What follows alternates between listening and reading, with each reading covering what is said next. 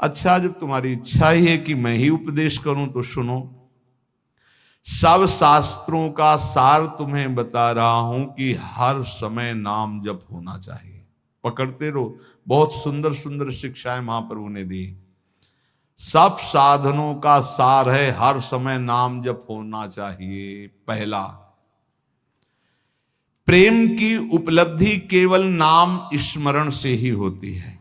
सेवक जी महाराज कह रहे, प्रेम मूल यह नाम है, प्रेमी रसिक जपत यह नाम, प्रेम मगन निज बन विश्राम। नाम स्मरण सर्वश्रेष्ठ सुख का साधन है। नाम स्मरण प्रेम उपलब्धि करता है। बस समझना यह है कि नाम स्मरण कैसे बन के किया जाए। प्रेम प्राप्ति के लिए सबसे पहले साधु संग करना अत्यंत आवश्यक है। साधन है नाम स्मरण। नाम स्मरण की पूर्ति, नाम स्मरण करना, नाम स्मरण बढ़ाना, नाम स्मरण बचाना, यह साधु संग से होता है। शास्त्रों में ढूंढो तो हर बात का आपको प्रमाण मिलेगा। श्री ध्रुवदास जी कह रहे, भजन न होई संग बिनु, भजन बिना नहीं प्रेम। भजन के बिना प्रेम नहीं होगा, भजन बिना साधु संग के नहीं होगा। तो बोले साधन को हरि भजन है, कै सत्संग सहाय। साधु संग सहायता करता है भजन करने में, भजन बढ़ाने में, भजन पचाने में। साधु संग सबसे पहला कर्तव्य है भगवत प्राप्ति का कि साधु संग करे। साधु संग से नाम कीर्तन, सत्संग, भगवत लीलाओं का कथन श्रवण, नाम जप, ये साधन प्राप्त होने लगते हैं। जंतुर, कलावा, भस्म, राख, एक को बात नहीं कही, नहीं। साधु संग से नाम कीर्तन, सत्संग, भगवत लीलाओं का कथन श्रवण और नाम जप, ये प्राप्त होता है। पकड़ो, यह है साधु संग। इन्हीं जो साधन बताए साधु संग से, इन्हीं साधनों को पकड़ना चाहिए। संसारी लोगों से किसी भी तरह का वैरागी का कोई संबंध नहीं होना चाहिए। हमें लगता है आज जो अभी चर्चा शुरू हो रही है, ये वैराग्य बहुत आगे अच्छे उपदेश हैं, ये पकड़ लेना चाहिए, महाप्रभु के उपदेश हैं। विरक्त को चाहिए कि अगर वो एकांत में बैठ करके सोचे कि मेरा कौन, तो पूरा घूमने पर मन को कोई अपना नहीं मिलना चाहिए। गुरु कृपा से आज तक ऐसा ही है, सब श्री जी के हैं, अपना कोई नहीं है। वैरागी को चाहिए कि उसके संबंध के रजिस्टर में एक ही नाम होना चाहिए, हमारे माई श्यामा जू को राज, बस मेरे तो गिरधर गोपाल दूसरो न कोई। मीरा जी के रजिस्टर संबंध में, रजिस्टर में जो संबंधी है वो कौन है? बोले मेरे तो गिरधर गोपाल दूसरो न कोई। और ये संबंध पुष्ट कैसे होता है? बोले साधु संग से। मीरा जी भी यही कहते हैं कि रात दिन संतों का संग करके ये प्रेम बेली जो बोई, तो उस प्रेम बेली में जो अनन्य फल लगा, वो मेरे तो गिरधर गोपाल दूसरों न कोई। दूसरी बात, पहली बात साधु संग करना है। साधु संग किसे कहते हैं? जिसके संग से भजन बढ़ने लगे, भगवत कथा सुनने को मिले, भगवत अनुराग बढ़े, भगवान नाम कीर्तन, भगवत लीला गायन श्रवण, ये साधु संग। तो साधु संग का परहेज क्या है? संसारी पुरुष का कोई भी संबंध नहीं होना चाहिए। अगर तुम्हारे हृदय को ऐसे राउंड लगाकर जांच करना हो तुम्हें, तो देखो तो एक ही जगह निकले कि हमारे माई श्यामा जू को राज। श्यामा जू के सिवा, जैसे महाप्रभु हरिवंश चंद्र जू कह रहे, मेरे प्राणनाथ श्री श्यामा शपथ करो तृण छिए, कसम खा के कहता हूं श्यामा जू के सिवा हमारा कोई नहीं है। ये बात हुई। अब दूसरी बात है, संसारी लोगों से किसी भी तरह से बात करने का अवसर ना देना। प्रपंच की बातें नहीं। बोधियंता परस्परम का आदेश है भगवान का, मेरी चर्चा करो परस्पर बैठकर, और जहां प्रभु की चर्चा से संसार की तरफ जाने लगे, उठो चल दो। दूसरी आगे की बात, किसी भी वैष्णव को ये नियम पक्का ले लेना चाहिए कि ना किसी की निंदा करेंगे, ना किसी की निंदा सुनेंगे। दिमाग में लिख लो चाहे रजिस्टर में, बहुत जरूरी है, नहीं तो भजन छीन हो जाएगा। महाप्रभु कह रहे हैं ना किसी की निंदा करेंगे, ना किसी की निंदा सुनेंगे, ये नियम ले लो। बड़े बड़े ऋषियों ने इस बात के लिए सावधान किया है कि दूसरे की निंदा नहीं करनी, दूसरे की निंदा नहीं सुननी। इन बातों का सदा ध्यान रखते हुए बचना कि कभी किसी की निंदा मत कर देना। दूसरों के गुण दोषों का कथन करने वाला उपासक बहुत बुरी तरह भ्रष्ट हो जाता है। यदि कुछ कहना है तो कृष्ण चर्चा करो, भगवत चर्चा करो, कभी किसी की चर्चा मत करो, प्रभु की चर्चा के सिवा, नहीं तो निंदा होने लगेगी, अपराध बन जाएगा। डरो तब सुख हरिवंश गुण नाम रसना रटत और बहुवचन अति दुखदानी। कोई कितना भी अवगुणी हो उसके अवगुणों की चर्चा मत करो। तुम्हें तो अपना हृदय निर्मल करना है। तेरे भावे जो करे भलो बुरो संसार, नारायण तू बैठ के अपनो भवन बुहार। देखो ध्यान से सुनना, चाहे कितना बड़ा कोई ज्ञानी हो, ध्यानी हो, जपी हो, पंडित हो, जहां उसने किसी की भी निंदा का वाक्य मुख से निकाला वहीं पतित हो जाएगा, गिर जाएगा, भ्रष्ट हो जाएगा। निंदा ऐसे होती कि यार वो तो बहुत सुंदर बोलते हैं, ऐसा है वैसा है, अच्छी अच्छी बातें निकलते हैं, पर जो है उनको ऐसे नहीं। वो जहां पर लगाया तो तुम्हारे पर लग गए, उड़ जाओगे। किसी के भी दोष की वार्ता ना करो, एक भी दोष चर्चा ना करो।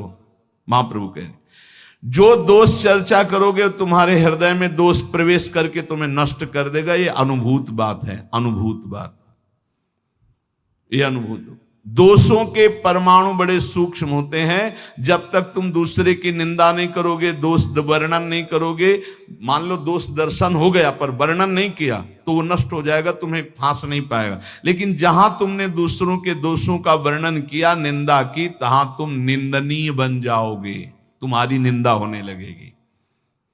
ज्यों ज्यों तुम दूसरे की निंदा करोगे त्यों त्यों अच्छे परमाणु नष्ट होते जाएंगे, गंदे परमाणु बढ़ते जाएंगे। हृदय की पवित्रता, सरलता, सच्चिरता और ज्ञानार्जन, भजन, सद्वृत्ति ये सब नष्ट हो जाएगी और मोह का साम्राज्य हो जाएगा, अज्ञान का। डरो, बहुत खतरनाक खेल है।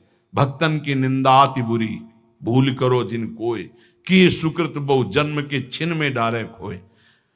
इसलिए वैष्णव का परम धर्म है कि वो किसी की कभी भी निंदा ना करे और ना सुने। अदोषदर्शी वैष्णव होता है। सुनो, भगवत भक्त जो महात्मा है, भागवत है, साधु पुरुष है, उन्हीं के बीच में बैठो।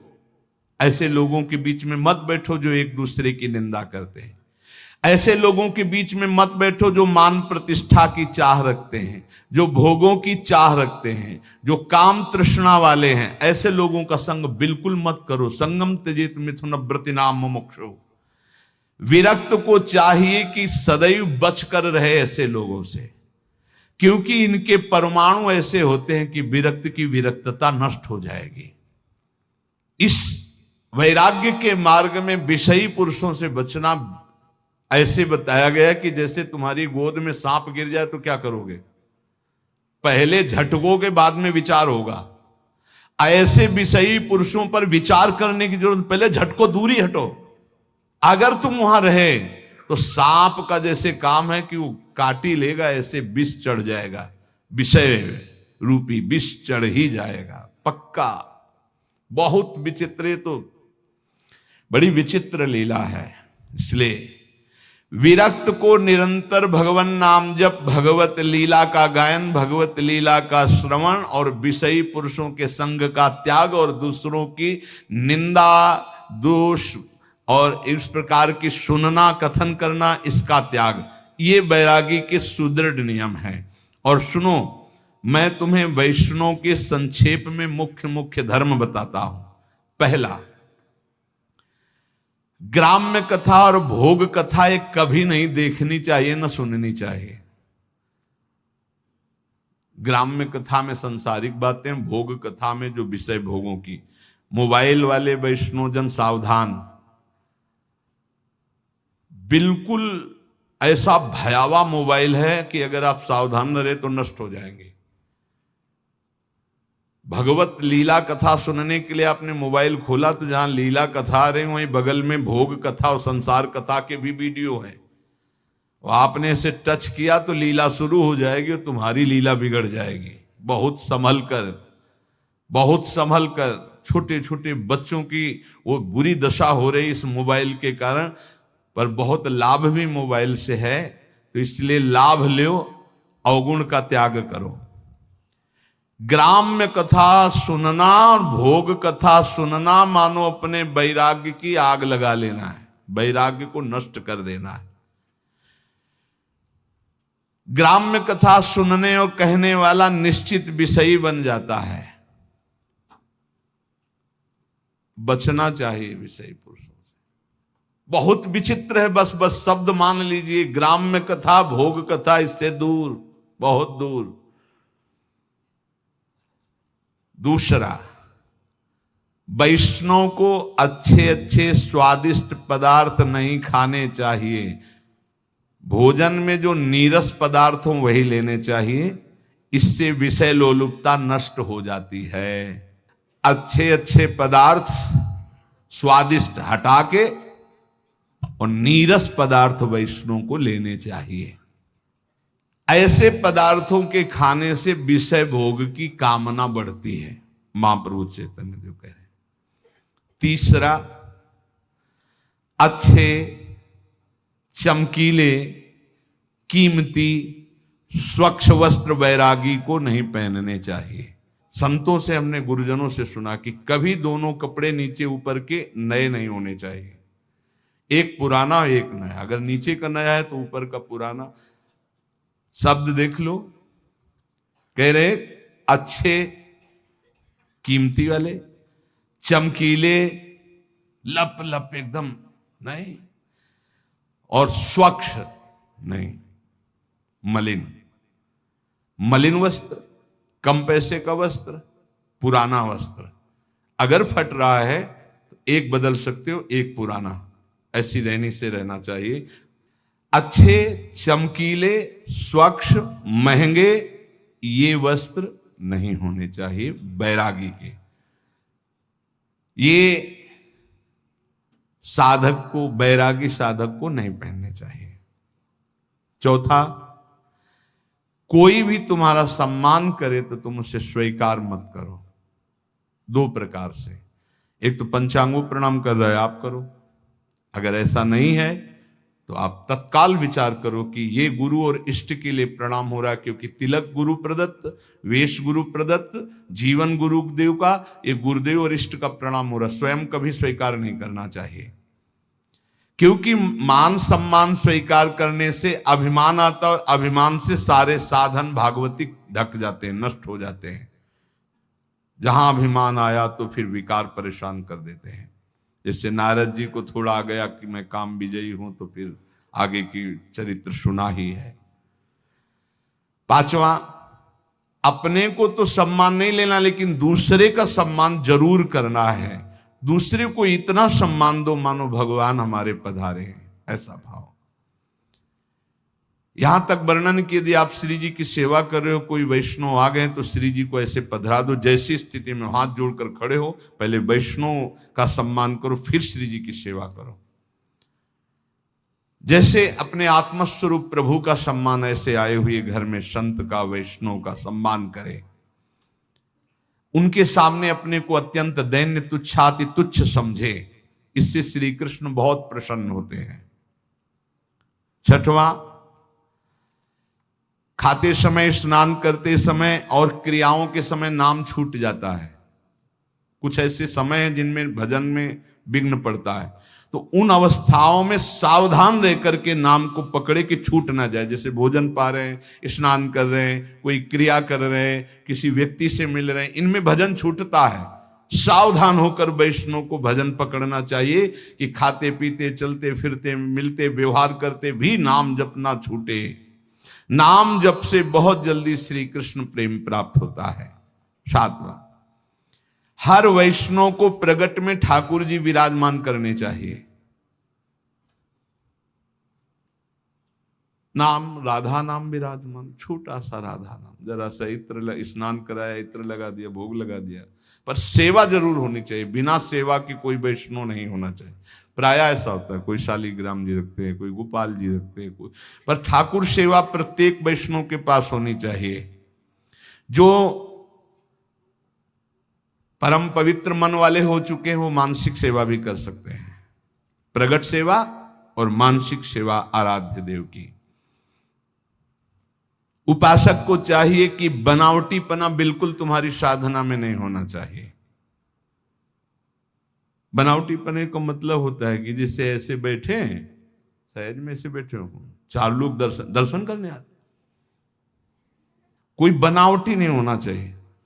वो फटाफट माला लिया, ऐसे गप्पा मार रहे थे, फटाफट माला लिया, कोई भी दम नहीं, कोई भी पाखंड नहीं, कोई भी नाटकबाजी जीवन में ना आवे, नहीं तो बहुत बुरी तरह साधक चौपट होता है। जब तुम नाटक करोगे ना तो माया को आदेश कर देंगे भगवान, कर नाटक इसके साथ, वृंदावन छूट जाएगा, भजन छूट जाएगा।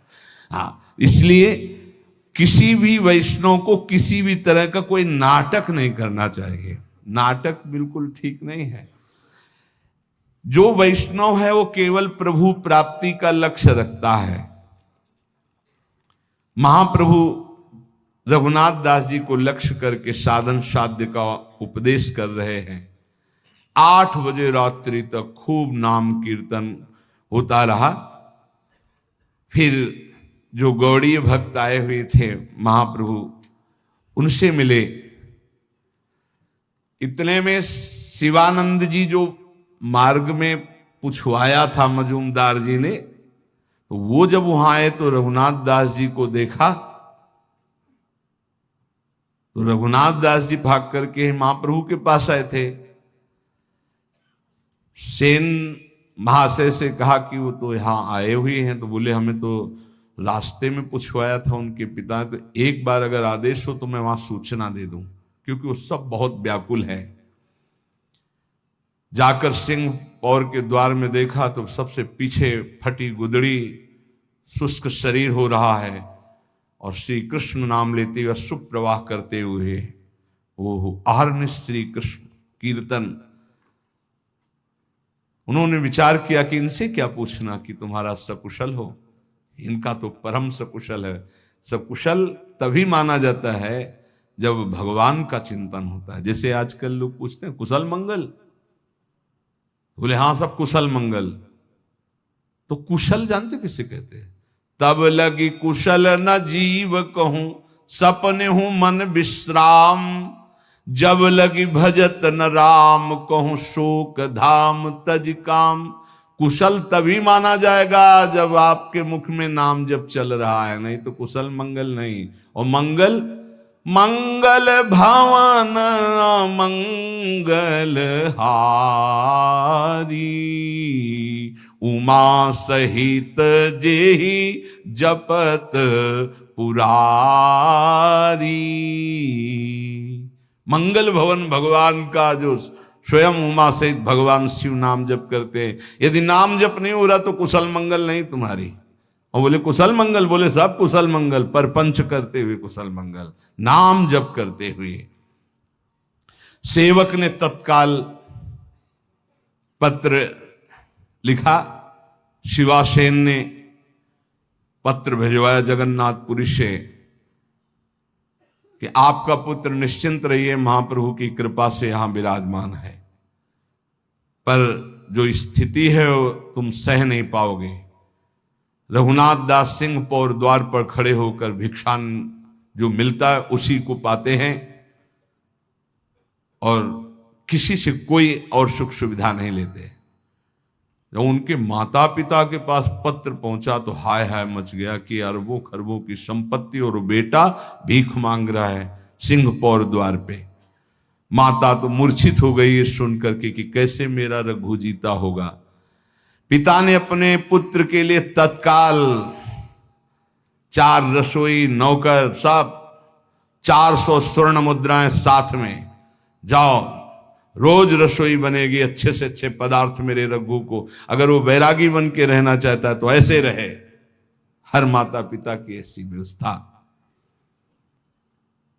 रसोईया जगन्नाथपुरी आया, 400 स्वर्ण मुद्राएं और कई रसोइये, कई नौकर। अब सुविधाजनक सुंदर भोजन बनाकर, और सेवक ने कहा कि 400 स्वर्ण मुद्राएं भी लाए हुए रघुनाथ दास जी से कहा आप सुखपूर्वक रहिए। रघुनाथ दास जी ने कहा एक भी मुद्रा नहीं। रघुनाथ दास जी ने सोचा जब रसोईया आया है तो ये सुंदर भोग बनाकर महाप्रभु की सेवा हो जाए। महाप्रभु से प्रार्थना की। महाप्रभु ने, उनके पिता परम वैष्णव हैं ये जानते हुए, थोड़ा प्रसाद स्वीकार किया। पर रघुनाथ दास जी प्रसाद वहीं पाते, सिंगापुर वाला जो मिलता, अपने पिता के द्वारा भेजी हुई सुविधा को नहीं। महाप्रभु की सेवा 8 दिन तक ये रसोईया बनाता। रघुनाथ दास जी ने फिर विचार किया कि महाप्रभु को ये सुख सुविधाएं पसंद नहीं। खुद उपदेश किया था, जब मैंने सब कुछ त्याग दिया है तो फिर मेरा कुछ है ही नहीं, तो मैं क्यों महाप्रभु की सेवा के लिए अपने पिता की संपत्ति का प्रयोग करूं। महाप्रभु तो हमारी प्रसन्नता के लिए स्वीकार करते हैं। 8वें दिन ही कहा रसोईया से अपने सभी उठाओ और वापस हो जाओ। अब वो तो बेचारे सेवक सब वापस कर दिया। आप विचार करो कैसा वैराग्यमय जीवन है। प्रभु ने कहा स्वरूप ठीक किया रघुनाथ ने। ध्यान रखना, ये विषयी लोगों का अन्न खाने से रजोगुण की वृद्धि होती है। उनके धन में ममता के परमाणु रहते हैं। महाप्रभु चैतन्य देव कह रहे हैं घर वालों के धन में ममता के परमाणु रहते हैं। संसारी लोग कामना शून्य होकर तो अपने जामाता को भी नहीं खिलाते, औरों की तो बात क्या।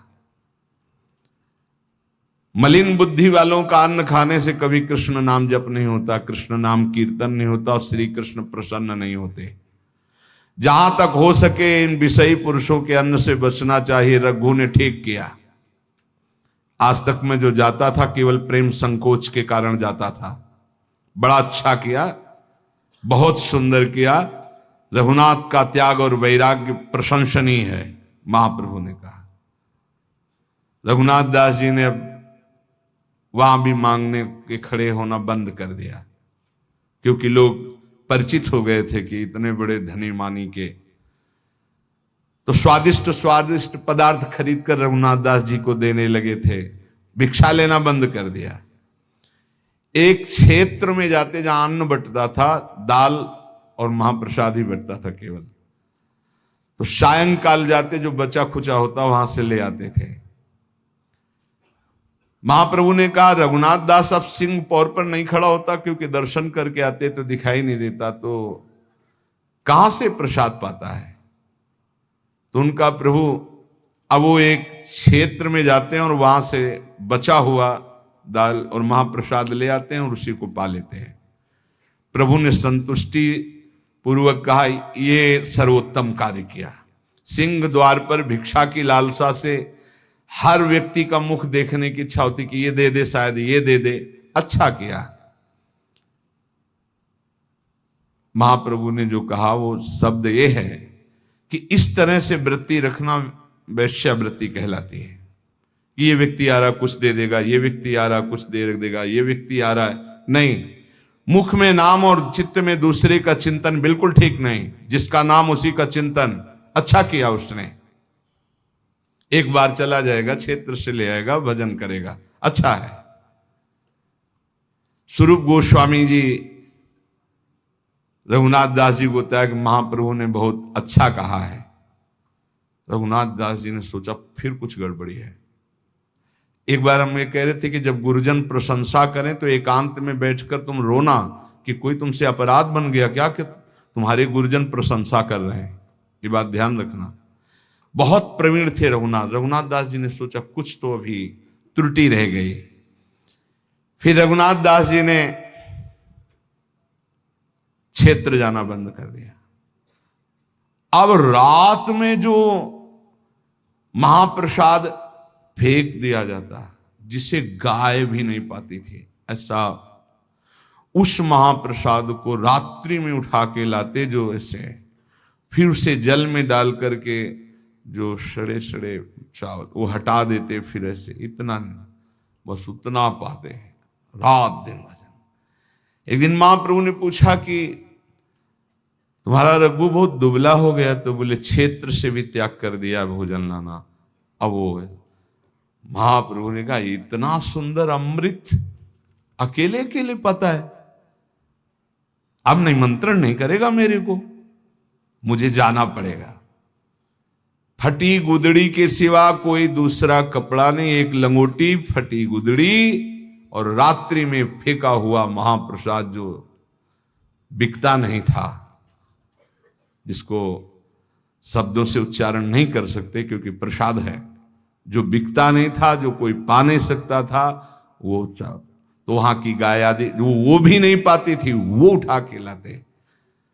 तब का ओहो निष्किंचना अवस्था इसी का नाम है, जो जिह्वा को संयम में कर लेता है, जो सहनशील है, जो तितिक्ष है, वही बैरागी है।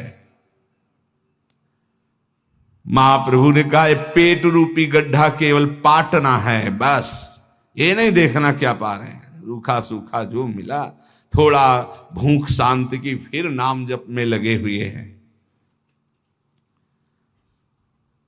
इसमें जो लिखा वो सड़ा हुआ कोई कैसे पा सकता है प्रसाद, जो गाय भी नहीं पाती थी। महाप्रभु एक दिन गए रात्रि में, जब पता लगा लिया कै बजे पाते हैं, और पीछे से जब वो पा रहे थे तो आंसू बहाते हुए कृष्ण कृष्ण नाम जप करते पीछे से गए, ऐसे रज के पात्र में जो तो ऐसे लिया महाप्रसाद का, इतना स्वादिष्ट अमृत तू अकेले, बोले महाप्रभु आप मत पाना, हमने पहले पा लिया हो, या आपके पाने के योग्य नहीं। बोले ऐसा अमृत का निषेध करता है, अकेले अकेले कहीं ऐसा अमृत पाया जाता है। महाप्रभु आज मुझे श्री कृष्ण प्रेम प्राप्त होगा, क्योंकि ये रघुनाथ दास जी एकदम हाय हाय करने लगे, प्रभु रघुनाथ हमें शिकायत रहेगी कि तुमने ऐसे अमृत का निमंत्रण नहीं किया और हमको जबरदस्ती आके पाला पड़ा। चरणों में गिर गए, कहा प्रभु ये आपके योग्य नहीं था, आपने ऐसा क्यों किया, आपने मुझे महापापी बना दिया, क्योंकि आपने उपा रहे थे रघुनाथ दास जी। प्रभु पाते हुए उल्लसित होकर के कहा रघुनाथ आज तुम पतित पावन हो गए, दूसरों को पावन करने वाले बन गए, और हृदय से लगा लिया। इतने में आवाज सुनकर सब परिकर आ गया, सबने देखा है महाप्रभु चैतन्य देव ने कहा सच्ची बताऊं रघुनाथ, आज तक इतने पदार्थ खाए वो स्वाद नहीं आया जो आज मुझे आया। जैसे सुदामा के तंदुल में श्री कृष्ण, सबरी के बेर में भगवान श्री राम, और विदुरानी के केले के छिलके द्वारिकाधीश, ऐसे रघुनाथ दास जी के उस चावल को महाप्रभु पा करके कहते महाप्रसाद, आज तक इतने व्यंजन पाए वो स्वाद नहीं आया जो आज मुझे स्वाद आया। आज मैं श्री कृष्ण प्रेम को प्राप्त हो रहा हूं।